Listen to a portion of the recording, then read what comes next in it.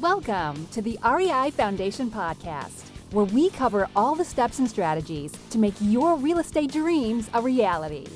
Now your hosts, Jason and Peely. Hi, everybody, and welcome again to the REI Foundation Podcast with Jason and Peely.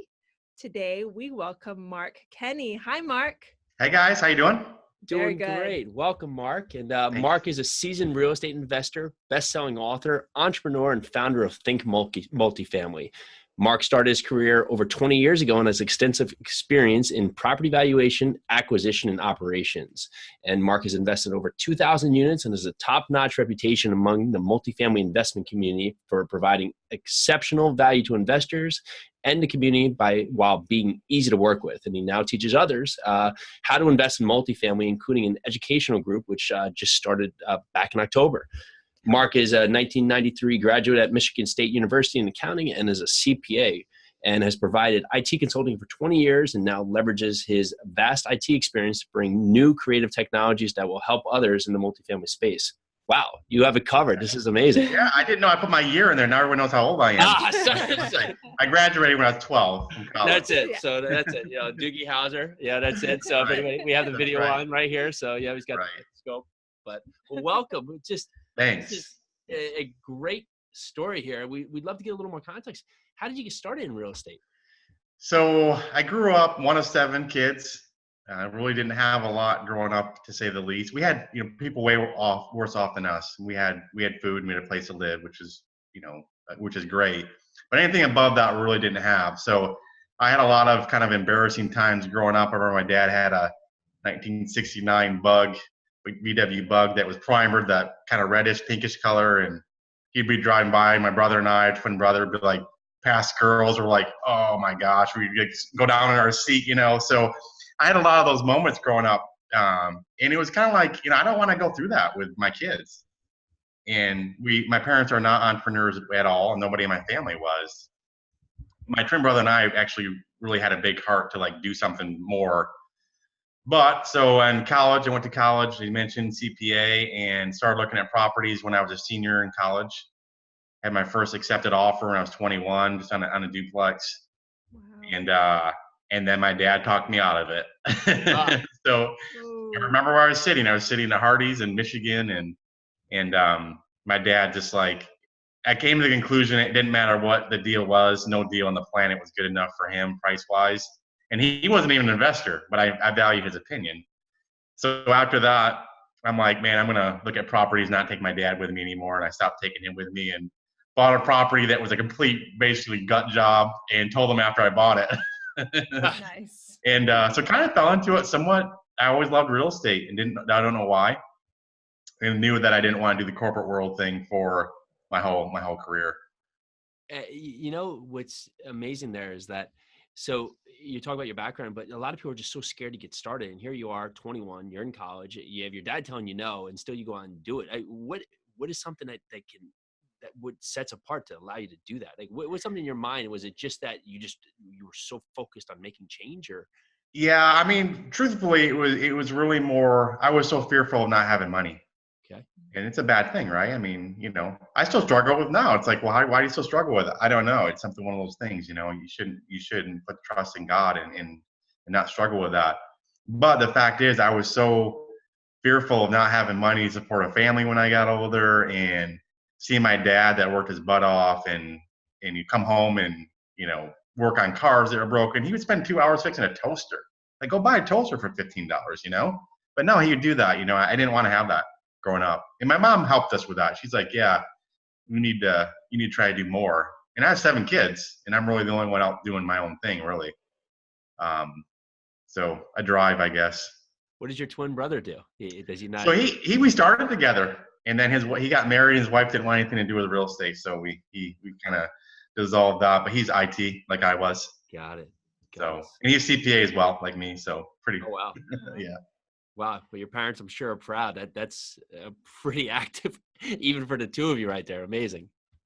Yeah, we helped each other. I mean, we kind of were able to encourage each other to do things, and we always had a good relationship. We fought a lot, but we loved each other and helped each other. So like we were talking about, you started at 21, just kind of jumped in. So how did you learn, or did somebody help you take the steps to becoming the investor you are today?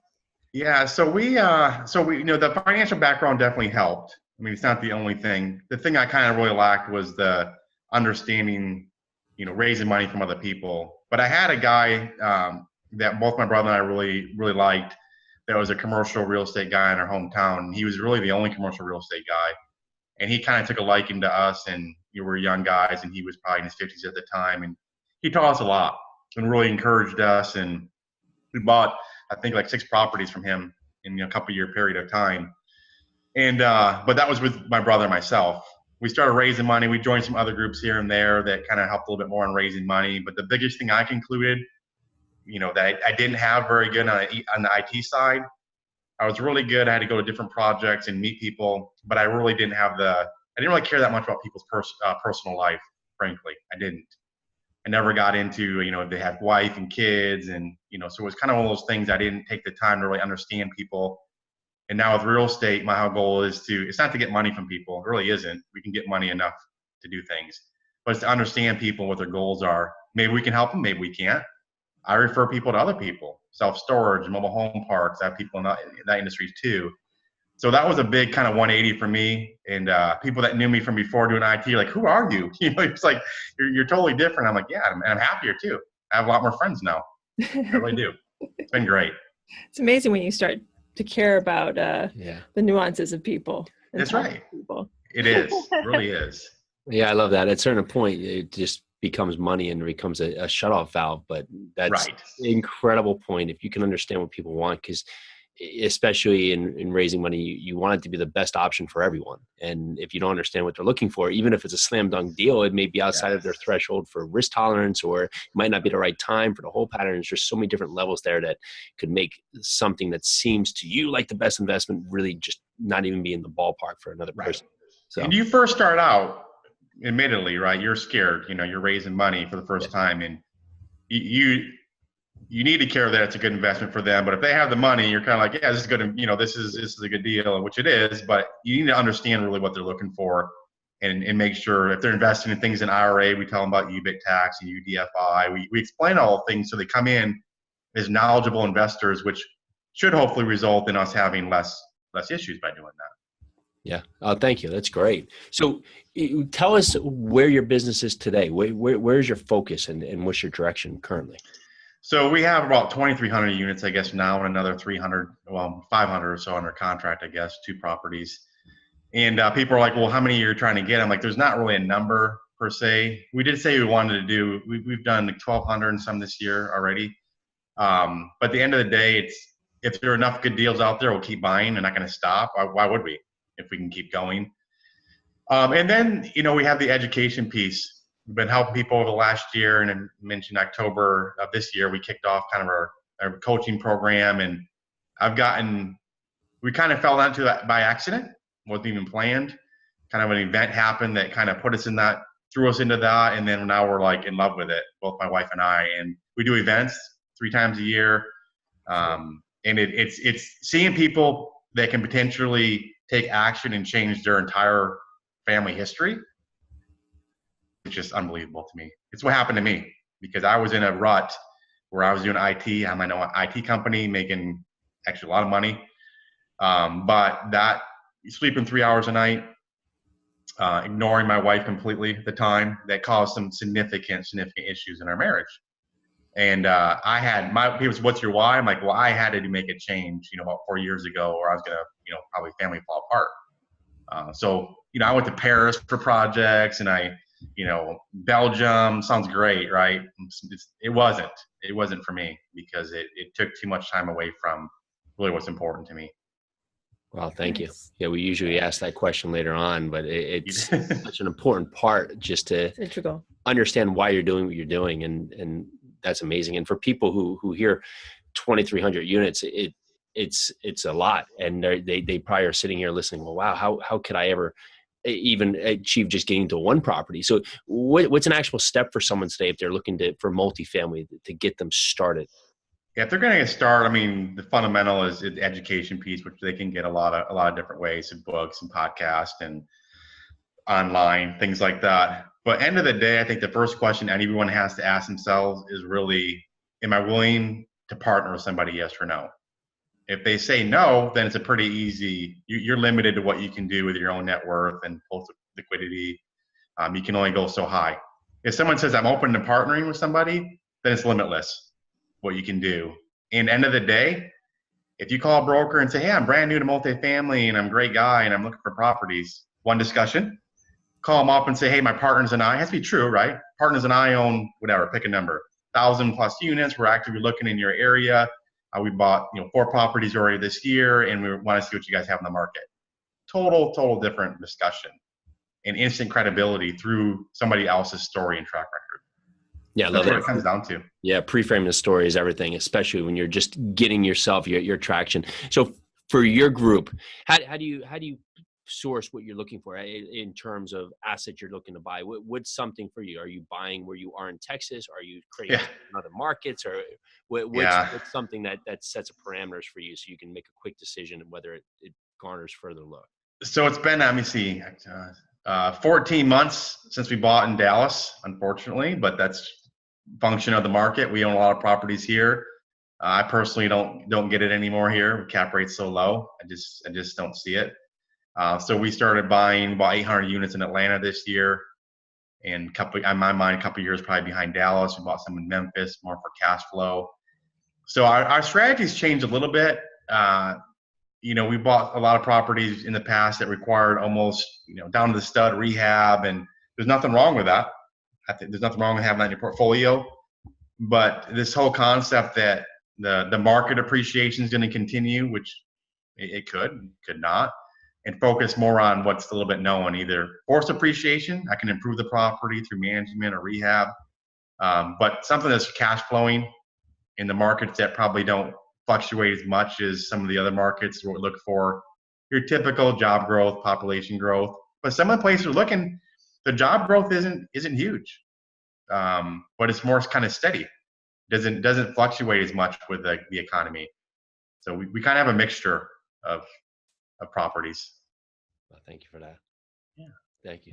So your business, do you use third-party management? Can you tell us a little bit more about your team and how you partner yourself to make yourself have the best economies of scale going into a certain market? Right. So we leverage our current relationships originally in Dallas. So even people looking, back to your point, if they're looking in to get started, I encourage them to build relationships in the current market first. Even if they say, well, I'm not interested in it. Well, maybe not today. There might be a time that you can, but it's a lot easier to go have lunch with somebody that's, within an hour of you versus someone that's, a plane ride away. So build those relationships. We were buying in Dallas. We go to a new city. I call the guys here that I know, brokers, and say, hey, I'm going to such and such city. Can you make an introduction? Which they do. Instant credibility because somebody else is introducing me. Typically, they'll kind of build you up, one of those things. I build them up too. And it gives you the credibility when you go to a new market. But we use third-party management. People keep saying, why don't you do your own property management? I'm like, I wouldn't do it myself. Maybe have someone that would be in that, but we're not really interested right now in doing third-party property management. I'm not anyways. That's a whole nother business. It's a whole another business. It is. But I think building your team locally and then it might take us 4 attorneys to find the one attorney we really like, right? For SEC attorneys, an example. So now we have them. And we went to Atlanta. We struggled with some of the property management there. And now we have I'll say perfect, but we have who we need there now and contractors. And so it takes a while. That's why if you leverage, hook up with somebody that's doing it, people think, oh, there's potentially a cost involved. No, there's an investment involved. But if you take action, you'll get it back way more than what you put into it. Yeah, I love that. What's a learning experience you've had over this point? Just maybe a setback that you take and you've used that to grow yourself and your business. Sure. Yeah, you probably don't have enough time on the podcast to go through everything, but we've had some hard lessons learned that we tell people, and I want to share them. Probably the hardest lesson I've learned, we actually had a partner that was already in a deal, and he wanted us to buy his partner out. his current partner out of the deal. It's a little complicated, but our partner had a deal and we bought his other partner out. Well, I won't go into all the details, but let's just say it was not what was it should be. Things not recorded, things not disclosed, whatever it might be, right? So in that situation, we inherited, if you want to say, the sins of the company, where if we would have said, well, hey, we're going to treat it as a new transaction altogether, buy it. There's some downsides to do that for sure. The loan, everything, right? Fees. But in this situation, I personally would never buy into a partnership like that again, ever. That's already existing, because it's in this situation, it worked out where we got rid of that partner, legally, and he did some things that he shouldn't be doing. And now we're faced with those issues. And he just washes his hands. I'm done. It's like, dude, so unfortunately, I would say, be very reluctant in trusting people. It might sound kind of a little bit brash, but be very reluctant, and don't give people too much time to prove themselves. If it's a management company and they're not doing what they should do, you give them some room, but don't give them too much room, because end of the day, it's not about being nice to somebody. It's a business. You take other people's money in, it's even more important. So you might have to make those decisions that are hard, but they're not hard for me to make. They're really not. But some people, if you don't have the gut to say, hey, I'm going to get rid of somebody, my partner was supposed to be a friend, right? Made it even harder, but it was the right thing to do. Wow. Talk about a learning lesson. That's amazing. Oh, wow. That's my biggest, learning lesson. And it's, fortunately our basis is fairly low in the property, but, for example, a payable is not recorded. You're not talking $10,000, talking like $300,000. Never recorded, ever. So things like that. So that's a lesson. In my opinion, I would never buy another partner out of an existing deal. How long do you wait? It's a hard thing to ask and put a time value on it. But say you have let's say property management. If property management is not coming through in the way you want, what would be a time frame that you would give them before you meet? Yeah. So how would you make that change? Would you tell them and give them 30 days, or would you just make a clean break and change shirts that day? Well, so the second question would be more, it's going to be dependent typically on your agreement. Sure. You can make and that's another point. Make sure you have a 30-day out of any property management agreement without cause. I don't like you.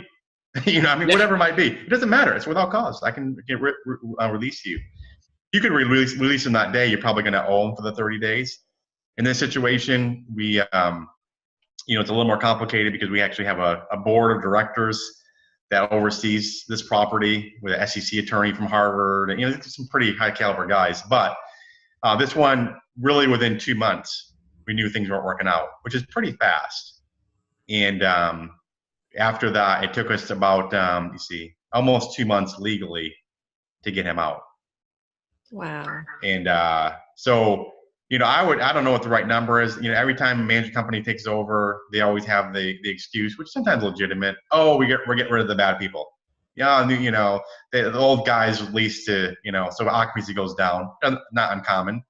Well, at a certain point in time, you need to start going back up, right? You can't just use that excuse forever. I don't know. I would say to have a conversation with them first. I think if you think if they're doing something unethical, then I think it's immediate. And you just let them go, and you worry about having to pay them their fees if you need to. That's my opinion. If they're doing something, hey, they're not performing, a frank conversation with them, like, hey, this is not going the way it's planned, and you need to step it up.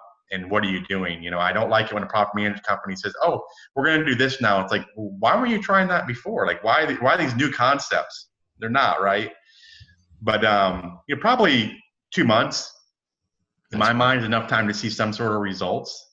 Of course, it's hard during like November, December, right? Because of holidays. But if it's going reverse and there's no real story, then I would just dump them, unfortunately.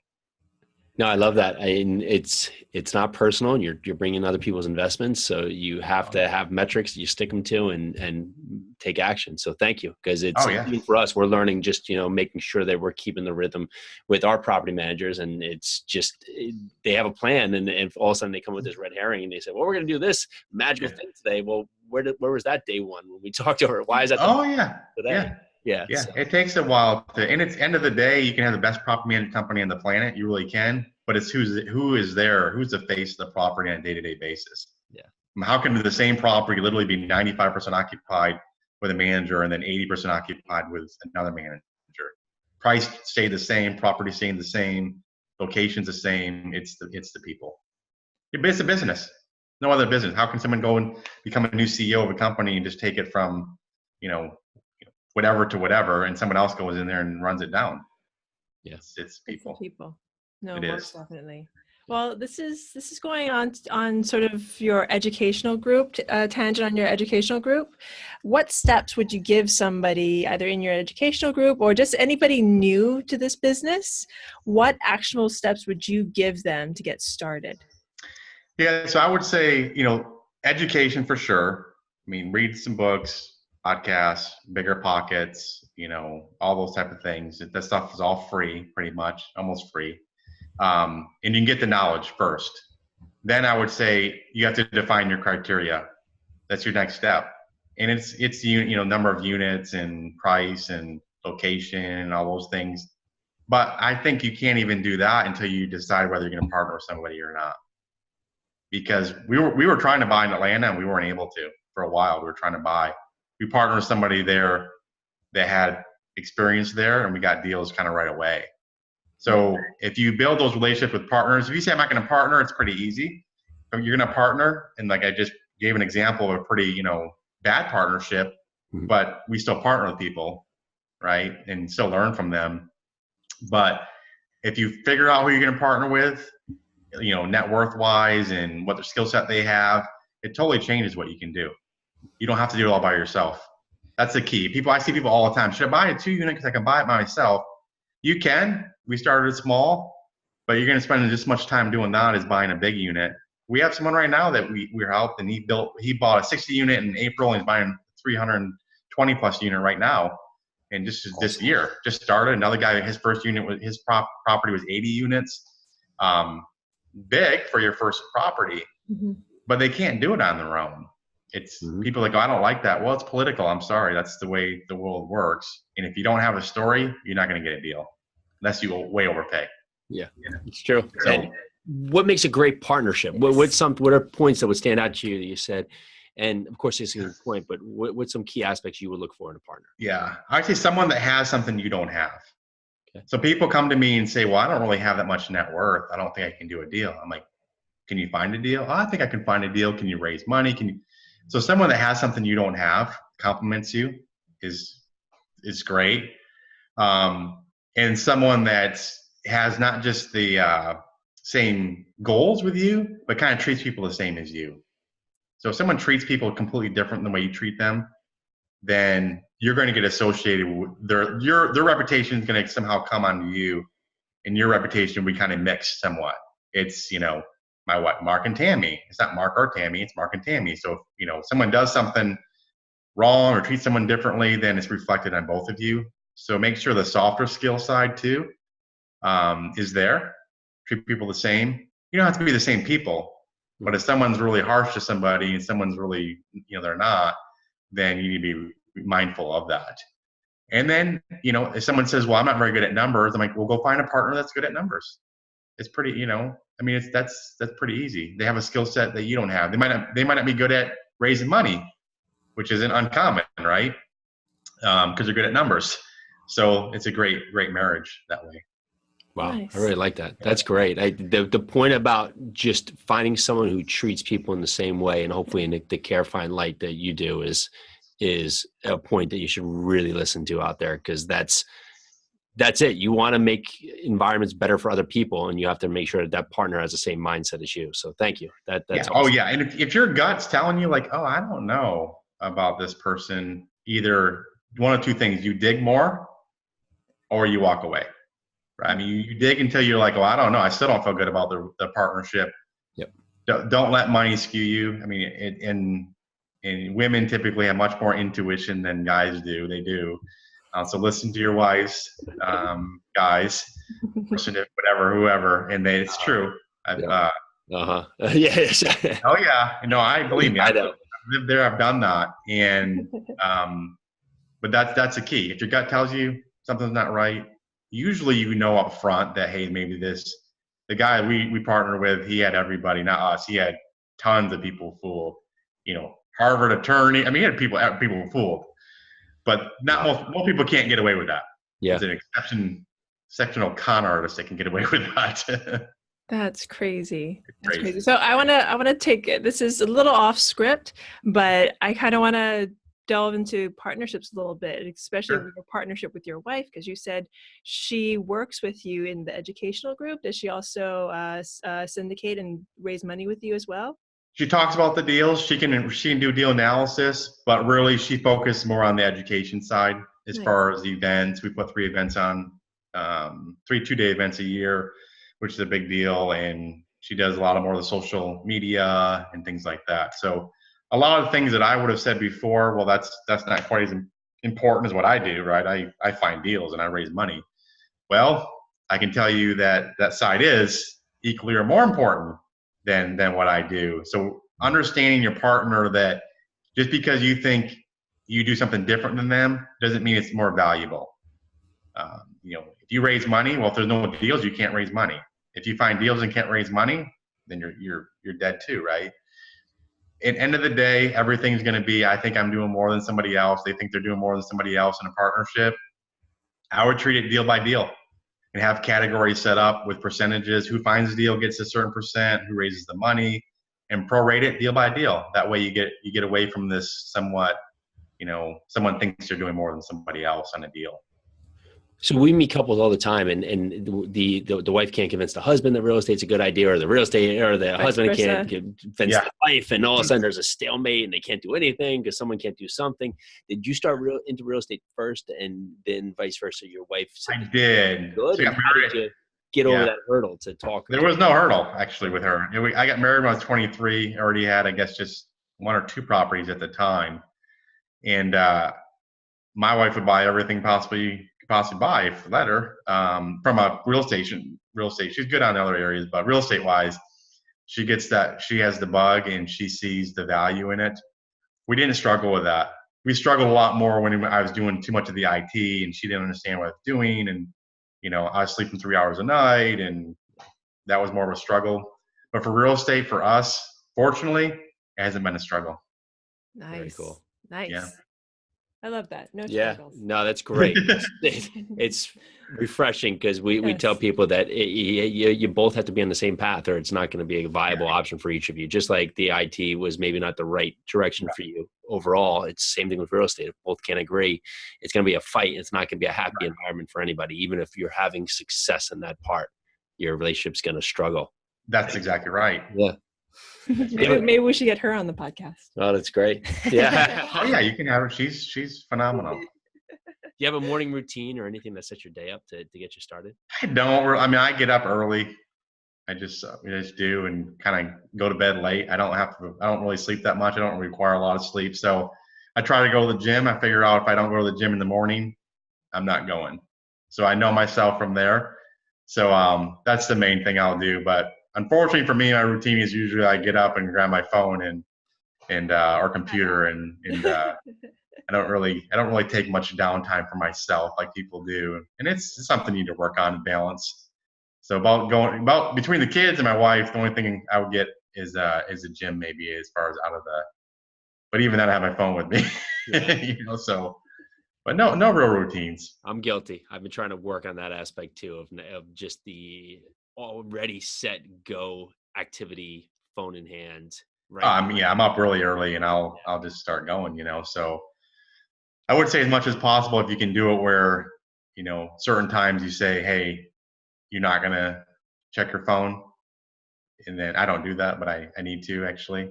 And I actually told my son today I'll start doing that at certain times. So we'll see. Well, good for you. You have to promise your son, because he'll keep. He'll hold me accountable. He will. So you gave us an awesome why. What are some words you live by? I have to give back to people. People think and don't have scarcity. So when you're sitting there going, social media, even if another syndicator gets a deal, don't be like, well, I don't want to like that post because I might take investors away from me.